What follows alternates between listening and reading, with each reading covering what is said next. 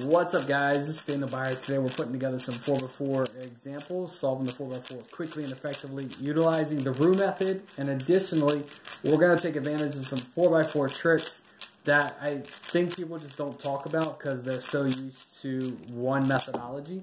And this method is geared towards a roux solver, right? So the thing is that we're going to be able to quickly and effectively solve the cube and put together a really good execution utilizing this method. So the first thing is that we're going to build our first two blocks. So I'm going to wind up going with we're here. I built this, preserved that edge pair.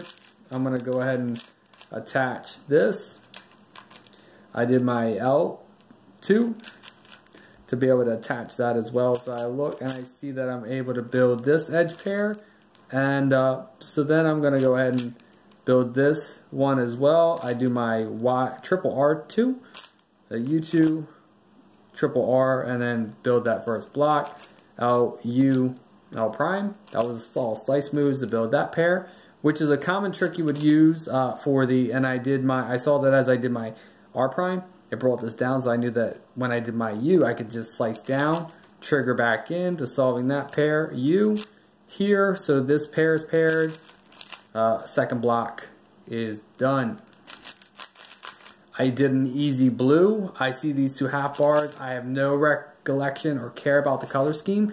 I used to actually spend a lot of time trying to make sure that they were right, and I realized that there was something more to it that you were able to kind of maximize its efficiency. So the next thing is that I'm going to do, I see this mirrored bow tie and this mirrored bow tie, so watch what happens. I go RU, R prime.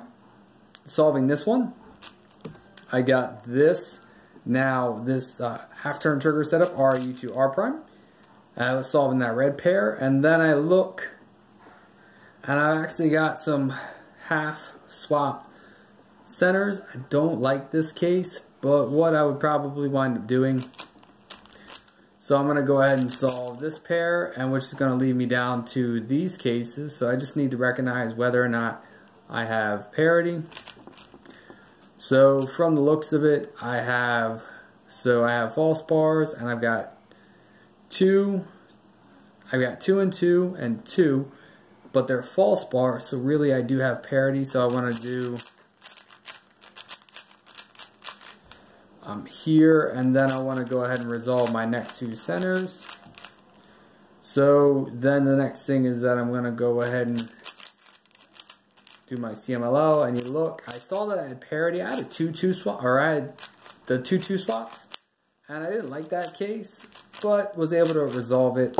So I did like a blindfolded parity algorithm. So I actually I recognized the case, and I did this solution. So I swapped this pair. So I recognized that I had parity, and rather than doing R blue roof, RFLBR, I did RU2, RU2F2, RF2, L prime, U2L, U2, R2. You got to have that in your repertoire and be able to recognize it, and it is kind of a little bit more confusing when you have two swap pair.